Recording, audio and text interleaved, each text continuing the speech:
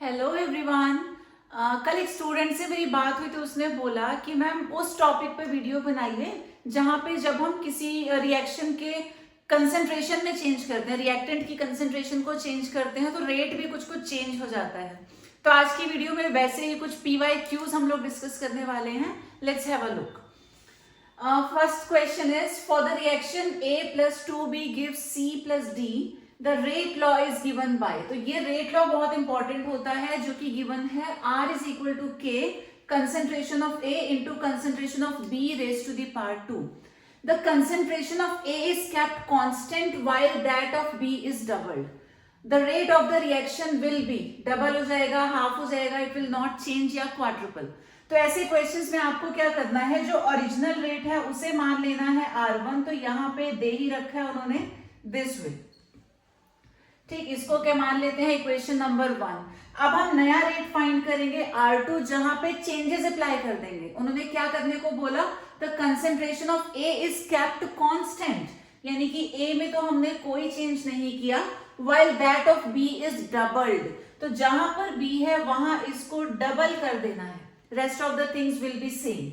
और फिर हमें क्या करना है, इक्वेशन 2 को डिवाइड कर देना है 1 से। जो नया रेट है उसको पुराने रेट से डिवाइड करना है। तो R2 अपॉन R1 क्या आ जाएगा, ये हो जाएगा K concentration of A to B का square upon K concentration of A into B का स्क्वायर।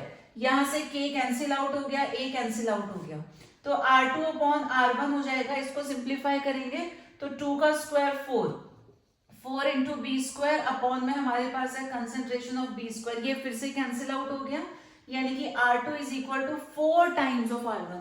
तो जो नया रेट है वो पुराने रेट का 4 टाइम्स हो जाएगा। Therefore the option D यानी कि quadruple is the correct answer. Next, for the reaction A plus 2B gives AB2, the order with respect to reactant A is 2 and with respect to reactant B is 0. अब यहाँ इस question में ऐसा rate law given नहीं है तो हमें खुद रेट लॉ को लिखना पड़ेगा। तो रेट लॉ R को क्या मान ले, उसको R1 कह देते हैं, जो पुराना रेट है। उन्होंने बोला the order with respect to reactant A is 2, तो A की पावर आ जाएगी 2 and with respect to reactant B is 0, B की पावर आएगा 0। अब किसी भी कुछ भी होता है रेज टू दी पावर 0 का मतलब 1, तो इसे हम लिखें या ना लिखें it will remain the same. तो ये हो गई फर्स्ट इक्वेशन। अब उन्होंने क्या चेंज करने को बोला, वो बोलते हैं what will be change in rate of reaction if the concentration of B is doubled, sorry the concentration of A is doubled. तो A की जगह हम 2A लिख देंगे एंड B इज हाफ, तो जो B है उसका हाफ कर दिया है। ये हो गई इक्वेशन नंबर 2। फिर वही इक्वेशन 2 को 1 से डिवाइड करेंगे तो R2 upon R1 is equal to K cancel out हो जाएगा। फिर हमारे पास आएगा 2A का स्क्वायर अपॉन में आ जाएगा कंसेंट्रेशन ऑफ A का स्क्वायर। और ये तो B की पावर 0 है, 0 को सॉल्व करना ही नहीं है, उसे सिंपली छोड़ देंगे। तो यहां जब सिंप्लीफाई करेंगे 4 आ गया बाहर, concentration of A square upon concentration of A square. Again R2 will be 4 times of R1, तो इंक्रीज हो जाएगा बाय 4 टाइम्स।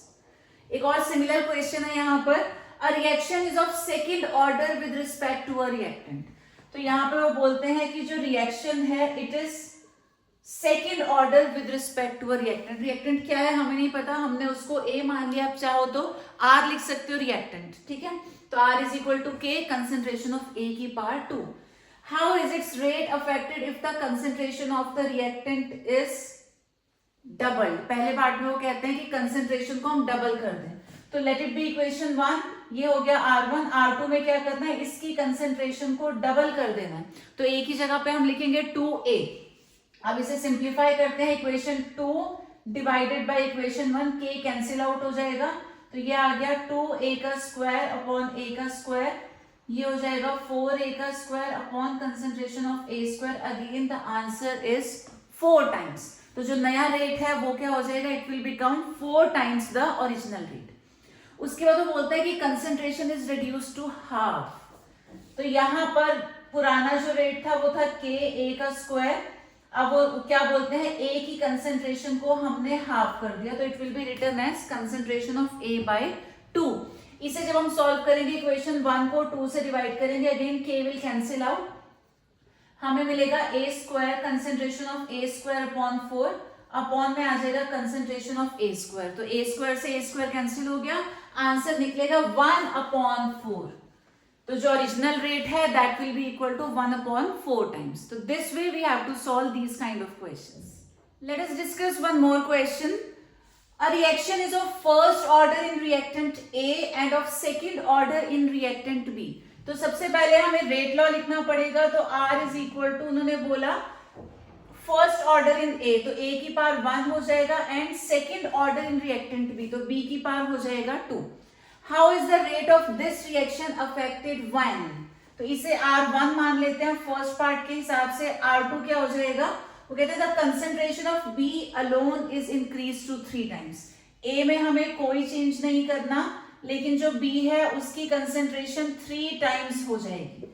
तो यहां पर इक्वेशन 2 डिवाइडेड बाय इक्वेशन 1 हम लोग करेंगे तो क्या होगा, R2 upon R1 is equal to K A की पावर 1 कंसेंट्रेशन ऑफ 3B का square upon K concentration of A की पावर 1 अपॉन B का स्क्वायर। सेकेंड इक्वेशन को फर्स्ट से हमने डिवाइड किया, K will cancel out, this will cancel out, R2 upon R1, यहाँ से 3 का स्क्वायर जब हम बाहर ले आएंगे तो ये हो जाएगा 3 का स्क्वायर हो जाएगा 9 concentration of B square upon concentration of B square, ये कैंसिल आउट हो गया, तो R2 आ जाएगा 9 times of R1। This is the answer.